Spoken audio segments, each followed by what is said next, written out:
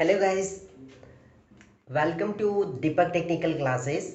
Myself Amit Kumar Sharma from Tatanagar Jamshedpur, Jharkhand. I have done diploma in 2014 from Government Polytechnic, Jharkhand.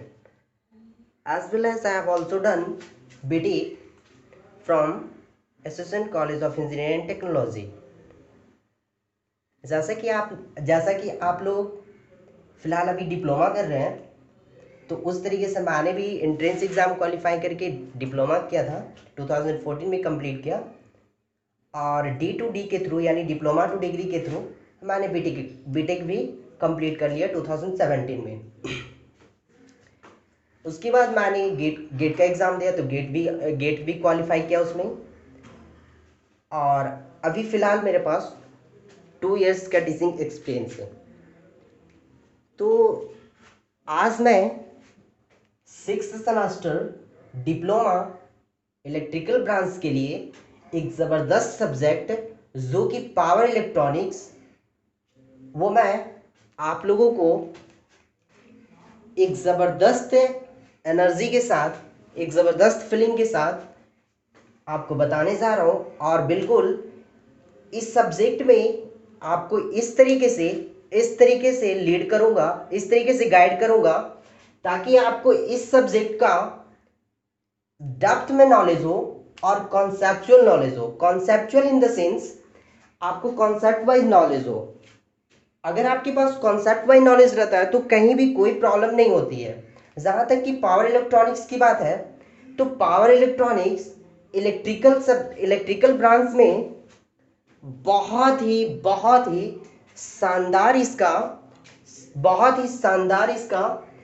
शानदार होता है।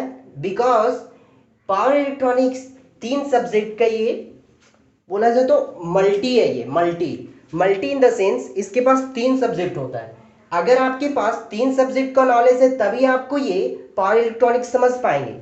जैसे कि network and circuits, और आ गया बात मशीन, फिर बात आ गई इसकी एनालॉग सर्किट की। जैसे अगर इसके बारे में आपको नॉलेज है तभी आप पावर इलेक्ट्रॉनिक्स को अच्छे से समझ पाएंगे।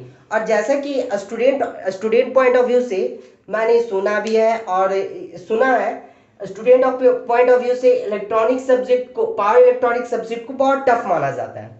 लेकिन एक्चुअली ऐसा है नहीं। अगर आपके पास कॉन्सेप्ट है जैसे कि मशीन का, नेटवर्क्स का,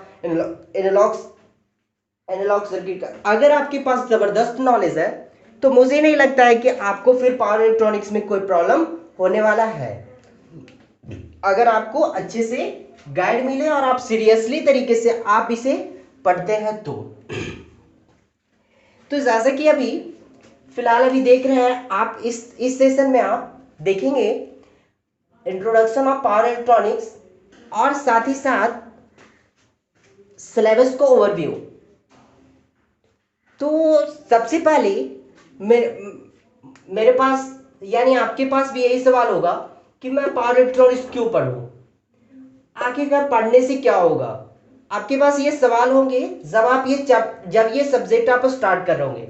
तो मैं आपको ये क्लियर कर दूं कि power electronics, without power electronics आप इलेक्ट्रिकल में आज के डेट में आप कुछ भी नहीं कर सकते। बिकॉज आप कहीं भी जाएंगे, किसी चीज का भी यूज करेंगे तो वहां पे पावर इलेक्ट्रॉनिक्स का होना यानी पावर इलेक्ट्रॉनिक्स इक्विपमेंट का होना बहुत ही जरूरी है, यानी नेसेसरी है, मस्ट है। ठीक है, तो अभी सबसे पहले हम देखते हैं कि पावर इलेक्ट्रॉनिक्स होता क्या है। तो power electronics in the sense, जैसे यहां पे पावर 3 तरीके से, जैसे इसमें सबसे पहले इससे क्या क्या टर्म से या कौन कौन सा टॉपिक से जुड़ा हुआ है। देखिए जैसे कि power nothing but power generation, distribution और ट्रांसमिशन। फिर आगे इलेक्ट्रॉनिक सर्किट, फिर इसका बात करते हैं कंट्रोल इन द सेंस एक स्टेडी स्टेट और एक डायनेमिक कैरेक्टरिस्टिक्स, इसके बारे में हम लोग जानेंगे। तो पावर इलेक्ट्रॉनिक्स जनरली आप लोग को मैं बता दूं, आप लोग को फ्रेंड्स, कि जो बच्चे गरीब हैं उन्हें पावर इलेक्ट्रॉनिक्स समझ में नहीं आएगा। गरीब इन द सेंस, मेरा कहने का मतलब ये नहीं है कि आप फाइनेंशियली गरीब हो। मेरा कहने का मतलब ये है कि अगर आपके पास कॉन्सेप्ट से गरीब हैं आप, तो आपको पावर इलेक्ट्रॉनिक्स बहुत ज़्यादा टफ लगेगा और बहुत ही आपको मे बी हो सकता है आपको प्रॉब्लम भी आए आपको इस सब्जेक्ट में। तो जहाँ तक मेरा मानना है कि अगर आप अभी से स्टार्ट करेंगे, इस लेक्चर के बाद से स्टार्ट करेंगे, तो सबसे पहले आप बेसिक्स अपना जो भी आपके बेसिक्स या फिर आप भूल चुके हैं या फिर आपको क्लियर नहीं है या फिर आप कंफ्यूजन में रहते हैं, तो मेरा मानना है कि आप उसे पहले क्लियर कर ले, ताकि आपको आने वाला जो पावर इलेक्ट्रॉनिक्स में जो ये होगा टॉपिक होगा, ये यूनिट्स होंगे, उसमें आपको कोई दिक्कत परेशानी ना हो। ठीक है, ओके। तो हम आगे बढ़ते हैं। जैसे कि पावर इलेक्ट्रॉनिक्स, तो पावर इलेक्ट्रॉनिक्स क्या है? Power electronics deal with how to control and convert power. हम लोग पावर इलेक्ट्रॉनिक्स में जनरली पावर को कैसे कंट्रोल करेंगे और पावर को कैसे कन्वर्ट करेंगे। पावर को convert in the sense electrical energy को कैसे कन्वर्ट करेंगे one form to another form, एक फॉर्म से अनदर फॉर्म में हम लोग किस तरीके से कन्वर्ट करेंगे वो जानेंगे। और हम लोग सबसे ज्यादा मोस्ट और important thing, how to utilisation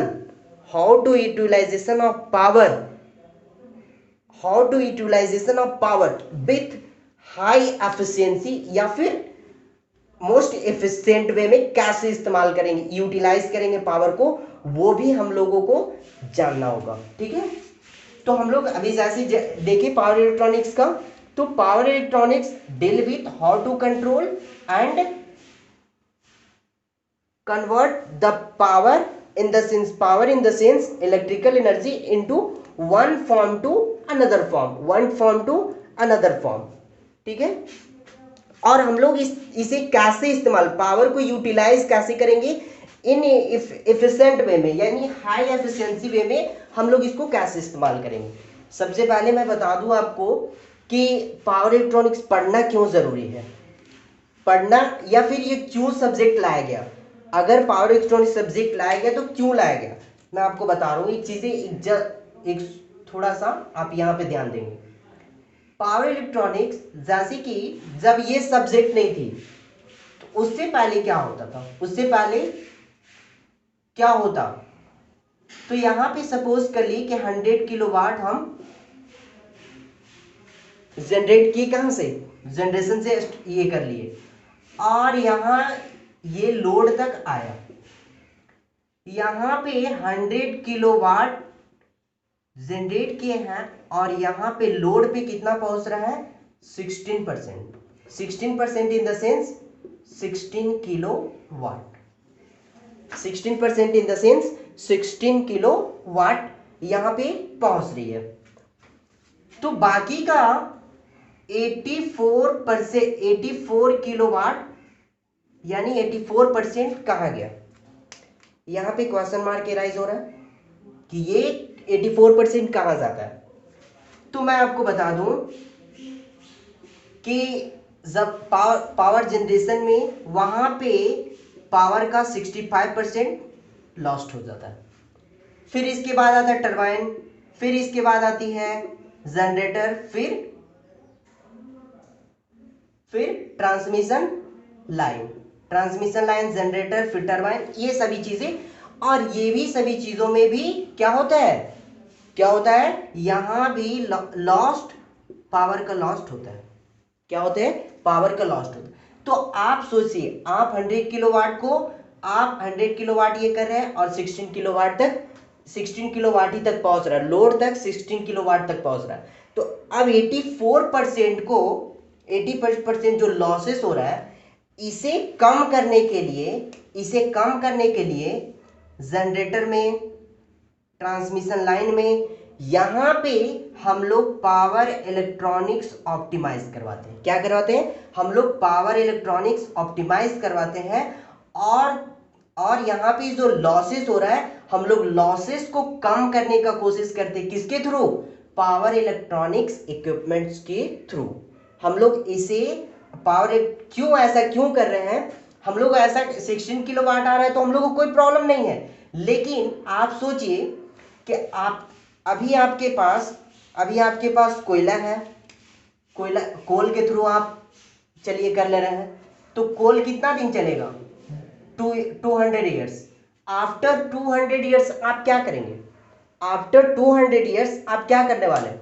after 200 years ये पता हमें भी नहीं है कि आफ्टर 2 ईयर्स बाद क्या होगा, ये बात की बात है। लेकिन आप आने वाले जनरेशन के लिए अगर आप यहाँ पे थोड़ा सा, अगर यहाँ पे लॉसेस को कम करके, ताकि यहाँ पे जो यहाँ पे 100 किलोवाट से 16 किलोवाट अगर इसको इम्प्रूव कर दें, यहाँ पे 20, 25, 30 ऐसे आ जाए, तो यहाँ पे कुछ ना कुछ लॉसेस जो है वो कहाँ पे यूटिलाइज में आ जाएगी। क्या आ जाएगी? यूटिलाइज में। और जैसे ही यूटिलाइज में आएगा तो जो हम लोग जो 200 ईयर कोल है वो कम से कम थोड़ा और दिन तक वो जा सकता है। हम लोग थोड़ा ज्यादा दिनों तक उसका इस्तेमाल कर सकते हैं। इसीलिए हम लोग यहाँ पे पावर इलेक्ट्रॉनिक सब्जेक्ट को इसमें इंक्लूड किए। मैं उम्मीद करता हूं कि आप लोग ये चीजें समझ पाए होंगे। ठीक है,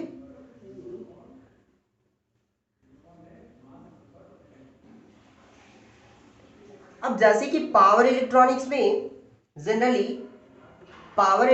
में अभी हम लोग तो इसका देखिए डिफिनेशन और हम लोग क्यों जरूरी है ये हम लोग जाने। पावर इलेक्ट्रॉनिक्स का आज इलेक्ट्रिकल में हम लोग देखिए तो इसका बहुत ज़्यादा एप्लीकेशन, बहुत ज़्यादा डोमेस्टिक पर्पस में, ये फिर इंडस्ट्रियल पर्पस, एरोस्पेस में, ट्रांसपोर्ट, हर जगह पे पावर इलेक्ट्रॉनिक्स का एप्लीकेशंस बहुत ज़्यादा है। जैसे कि हम लोग अभी फैन यूज़ कर रहे हैं, आप जहां खड़े हैं, आपको जहां भी कुछ भी वैसे चीजें दिख रहा है, हर जगह पे पावर इलेक्ट्रॉनिक्स उसमें एसोसिएटेड है।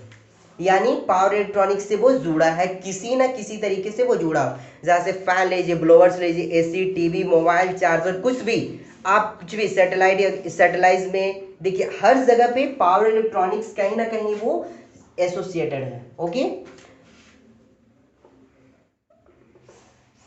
अब हम लोग आगे बढ़ते हैं। जनरली पावर इलेक्ट्रॉनिक्स में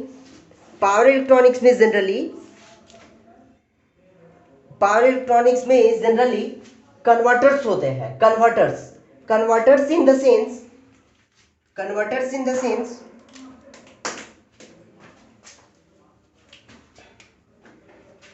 ये थोड़ा सा हम इरेज कर दे रहे हैं बाद में। कन्वर्टर्स होते हैं, क्या होते हैं? कन्वर्टर्स जैसे कि रेक्टिफायर, ठीक है, फिर आ गया चॉपर्स, फिर इन्वर्टर, फिर cyclo converter, AC voltage controller. ठीक है, ये मुझे इतने सारे कन्वर्टर्स पावर इलेक्ट्रॉनिक्स के अंडर में पढ़ना होता है। और मोस्टली यही कन्वर्टर्स, तो सबसे पहले अभी हम लोग यूनिट वाइज चलते हैं, तब हम इसको ये सारा यूनिट में ही कवर हो जाएगा। तो यहाँ पे ना बता करके हम यूनिट में जब इंटर करेंगे, जब यूनिट का एक्सप्लेनेशन देंगे, तो वहां पे ही ये चीजें, ये टॉपिक्स को कवर करेंगे। ठीक है,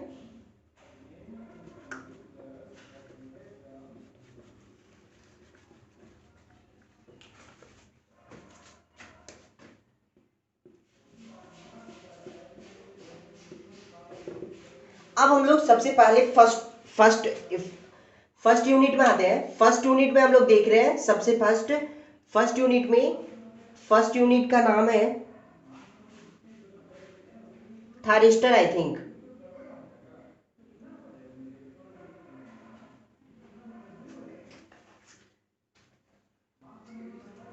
no, power semiconductor device, power semiconductor device.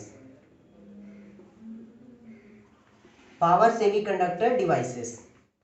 हम लोग इसमें जो भी पावर सेमीकंडक्टर डिवाइसेस हो उसके हम लोग उसमें जनरली इसमें पावर सेमीकंडक्टर डिवाइसेस में हम लोग इसके बारे थारिस्टर के बारे में स्टडी करेंगे फर्स्ट यूनिट में, थारिस्टर के बारे में। तो यहाँ पे आपके मन में ये होगा थारिस्टर क्या है। तो देखिए thyristor consist of a semiconductor device, power semiconductor device like ACR in the sense silicon controlled rectifier, ACR in the sense silicon controlled rectifier। अब बात आती है किसकी, फिर ट्रैक फिर जीटीओ इसके अंडर में आते हैं। थारिस्टर यानी थारिस्टर वर्ड्स कहां से आया है, तो थारिस्टर वर्ड आया है ये थारिस्टर वर्ड। देखिए जनरली हम लोग एसीआर और ट्रैक और जीटीओ का, एसीआर क्या करता है, वो मेंबर्स बनाते हैं, क्या बनाते हैं, मेंबर्स बनाते हैं। तो मेंबर्स ही क्या कहलाता है, थारिस्टर। यानी मेंबर्स जो एसीआर का मेंबर्स होता है वही थारिस्टर कहलाता है, और थारिस्टर कहलाता है। अब थारिस्टर कहां से आई है, तो थारिस्टर है थायट्रोन, जो हम लोग थायट्रोन ट्यूब जानते हैं वो थायट्रोन प्लस ट्रांजिस्टर, किससे, थायट्रोन प्लस ट्रांजिस्टर से ये मिलकर के थारिस्टर बनाया गया। और यहाँ पे सबसे मोस्ट इंपॉर्टेंट बात इसमें क्या है कि थायट्रोन यानी कि जब थारिस्टर का और थायट्रोन का कैरेक्टरिस्टिक सिमिलर होता है, और ट्रांजिस्टर का कंस्ट्रक्शन और थारिस्टर का कंस्ट्रक्शन सिमिलर होता है। ठीक है, अब हम लोग इस चैप्टर के अंदर में थारिस्टर टर्न ऑन मेथड और टर्न ऑफ मेथड, जब तक हम लोग ट्रिगर नहीं करेंगे तब तक वो थारिस्टर टर्न ऑन होगा नहीं। ठीक है, फिर थारिस्टर फैमिली के बारे में जानेंगे, थारिस्टर फैमिली ट्रायक जीटीओ ये सभी के बारे में, और इसका वीआई कैरेक्टरिस्टिक्स और साथ ही साथ संबल और इसका ऑपरेशन कंस्ट्रक्शन सब कुछ इसमें हम लोग थारिस्टर के बारे में पढ़ेंगे। फिर बात आता है कन्वर्टर्स, सेकेंड यूनिट है आपका कन्वर्टर्स। सेकेंड यूनिट्स में टोटल पावर इलेक्ट्रॉनिक्स आपका एक्सटर्नल में जो एग्जाम होने वाला वो 70 मार्क्स का फुल मार्क्स का होने वाला। इसमें से सेकेंड यूनिट 14 मार्क्स का और फर्स्ट यूनिट 12 मार्क्स का है। सेकेंड यूनिट यानी 14 मार्क्स का, यानी converters in the sense rectifier. क्या, रेक्टिफायर जनरली क्या करता है, रेक्टिफायर जनरली हम लोग यहाँ पे रेक्टिफायर क्या करता है, फिक्स्ड एसी को क्या करता है, कन्वर्ट करता है किसमें में, वेरिएबल डीसी में। किसमें, वेरिएबल डीसी। फिक्स्ड एसी को वेरिएबल डीसी में ये कन्वर्ट करता है। रेक्टिफायर क्या करता है, वो फिक्स्ड एसी को वेरिएबल रेक्टिफायर, जैसे कि मान लिया हम लोग वेरिएबल डीसी कैसे हम लोग ये लाते हैं, तो वो हम लोग रेक्टिफायर में यूज करते हैं, यानी उसका यूज होता है, ये डायोड का यूज होता है। डायोड हम लोग जानते हैं डायोड क्या होता है, डायोड जनरली यूनिडायरेक्शनल डिवाइस है। वो यूनिडायरेक्शनल इन द सेंस क्या आप समझते हैं, यूनिडायरेक्शनल मतलब यूनि मतलब होता है एक, क्या होता है, एक। यानी कि वैसा डिवाइस जिसमें मतलब इलेक्ट्रिक करंट सिर्फ एक ही डायरेक्शन में मूव करता हो। क्या करता हो, एक ही डायरेक्शन में मूव करता हो। क्या करता हो, एक ही डायरेक्शन में मूव करता हो, जिसमें इलेक्ट्रिक करंट एक ही डायरेक्शन में मूव करता हो। ठीक है, अब बात आती है ये तो अब हम लोग कन्वर्टर्स के अंदर में हम लोग रेक्टिफायर का अभी हम लोग जानते हैं रेक्टिफायर क्या होता है। तो ये एक तरह का कन्वर्टर है और कन्वर्ट्स करता है फिक्स्ड डीसी को वेरिएबल डीसी। अब बात आती है किसकी, टाइप्स ऑफ रेक्टिफायर। तो जनरली रेक्टिफायर का 4 टाइप्स होता है, एक ये half wave rectifier, full wave rectifier और ब्रिज रेक्टिफायर, और एक होता है 3 फेज रेक्टिफायर। क्या होता है, 3 फेज रेक्टिफायर। हम लोग इसमें सिंगल फेज और 3 फेज का हम लोग इसमें क्या करेंगे, दोनों सिंगल फेज कन्वर्टर और 3 फेज कन्वर्टर को हम लोग दोनों को हम लोग कंपैरिजन करेंगे कि बेस्ट कौन होता है और बेस्ट हमारे लिए कौन है। फिर हम लोग साइक्लो कन्वर्टर, तो साइक्लो कन्वर्टर क्या होता है, एसी टू एसी कन्वर्टर होता है। और हम लोग इसके बारे में अगर डेप्थ में जानना तो हम लोग चैप्टर से आएंगे तो चैप्टर से हम लोग डेप्थ में जानेंगे। फिर आते unit third in the sense inverter. क्या होता है? इन्वर्टर। इन्वर्टर यानी कि यहाँ पे 14 मार्क्स का है। क्या है? इन्वर्टर। यहाँ पे इन्वर्टर का मतलब है it's invert the operation of rectifier. It's invert the operation of rectifier, यानी कि जो रेक्टिफायर का ऑपरेशन था जस्ट इसका अपोजिट हो जाएगा इन्वर्टर में। यानी कि यहाँ पे एसी टू डीसी कर रहा था, यानी फिक्स्ड एसी टू यहाँ पे, अब यहाँ पे क्या करेगा इन्वर्टर? क्या करेगा? डीसी टू एसी करेगा। हम लोग जनरली हम लोग बहुत सारे, यानी कि हम लोग डोमेस्टिक पर्पस या इंडस्ट्रियल पर्पस पे देखें तो डायरेक्टली हम लोग कहीं कहीं एसी इस्तेमाल नहीं कर पाते, इसीलिए हम लोग रेक्टिफायर की मतलब हेल्प से फिर उसको हम लोग डीसी में कन्वर्ट करके हम लोग डीसी का इस्तेमाल करते हैं। अब यहाँ पे इन्वर्टर का बात करें तो inverter इन्वर्ट्स the rectifier operation of rectifier. Simply ये क्या करता है? इन्वर्ट कर देता है ये रेक्टिफायर का ऑपरेशन को। देखिए जैसे कि यहाँ पे छोटा सा हम यहाँ पे ये भी जब डीसी इनपुट देंगे तो इन्वर्टर क्या करेगा?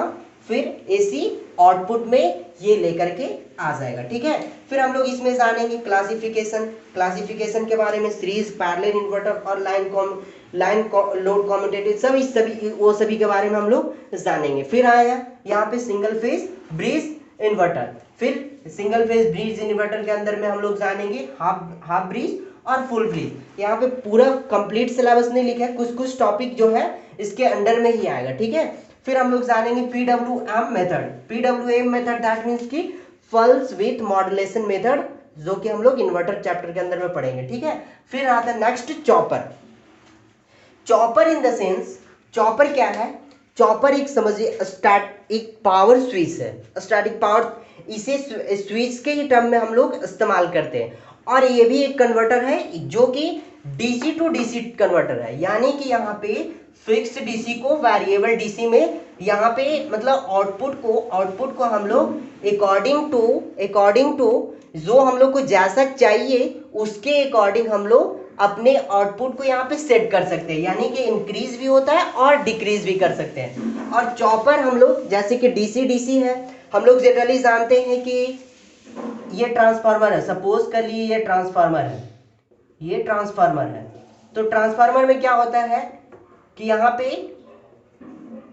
एसी लेवल, यानी कि जो ये पावर लेवल होता है, जो वोल्टेज लेवल होता है वो क्या होता है, अगर स्टेप अप है तो अप कर देगा और स्टेप डाउन है तो लो कर देगा। उसी तरीके से चॉपर भी क्या करता है, ये डीसी है और ये भी डीसी है। ठीक है, ये फिक्स्ड डीसी है और ये वेरिएबल डीसी है, बस इतना ही फर्क है। तो डीसी टू डीसी है ना, तो ये भी एक ट्रांसफार्मर, जैसे वहां पे ट्रांसफार्मर की तरह काम करता है, लेकिन ये एसी के लिए होता है, वो ये डीसी ट्रांसफार्मर की तरह ये वर्क कर सकता है। और ये सबसे बड़ी बात है चॉपर में कि चॉपर एक स्विच की तरह काम करता है, और ये जैसे कि बहुत फास्ट स्विच है और बहुत एफिशिएंट भी होता है, बहुत ज़्यादा एफिशिएंट भी होता है। तो जैसे कि सपोज कर लीजिए, जैसे कि लोड सोर्स टू लोड को क्या करना है, कनेक्ट करना है या फिर डिस्कनेक्ट करना है, मतलब बहुत विदिन फ्रैक्शन ऑफ सेकेंड में, तो उसके लिए हम लोग क्या इस्तेमाल करते हैं, चॉपर इस्तेमाल कर लेते हैं। तो इसके अंदर में हम लोग प्रिंसिपल जानेंगे, फिर कंट्रोल टेक्निक जानेंगे, फिर classification, class A, class B, B C D, ये सब सभी हम लोग जानेंगे, फिर कॉम्यूटेशन के बारे में जानेंगे, फिर स्टेप अप चॉपर और स्टेप डाउन चॉपर के बारे में जानेंगे। फिर हम लोग यहाँ पे फिफ्थ चैप्टर वेटेज रखता है 20 मार्क्स का, जो कि बहुत मायने रखता है एक स्टूडेंट के लिए एग्जाम पॉइंट ऑफ व्यू से।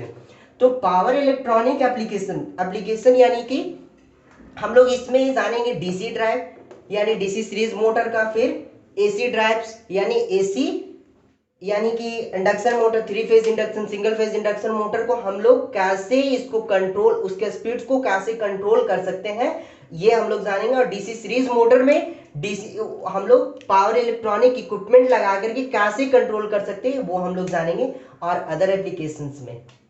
ओके, तो जहां तक ये है, तो इसमें 5 यूनिट है। फर्स्ट पावर सेमीकंडक्टर डिवाइस, इसमें अंदर कुछ है, इसमें ये 12 मार्क्स का, फिर कन्वर्ट रेक्टिफायर जो कि एसी टू डीसी, फिर इन्वर्टर जस्ट ऑपोजिट रेक्टिफायर का डीसी टू एसी, फिर चॉपर्स डीसी टू डीसी, फिर आ गया पावर इलेक्ट्रॉनिक्स एप्लीकेशन। सो इसमें मोटर्स का कंट्रोल कैसे करेंगे, इसके स्पीड्स को कैसे पावर इलेक्ट्रॉनिक इक्विपमेंट लगा करके कैसे हम लोग करेंगे, that's all about introduction of power electronics and overview of syllabus. Okay, thank you guys, best of luck.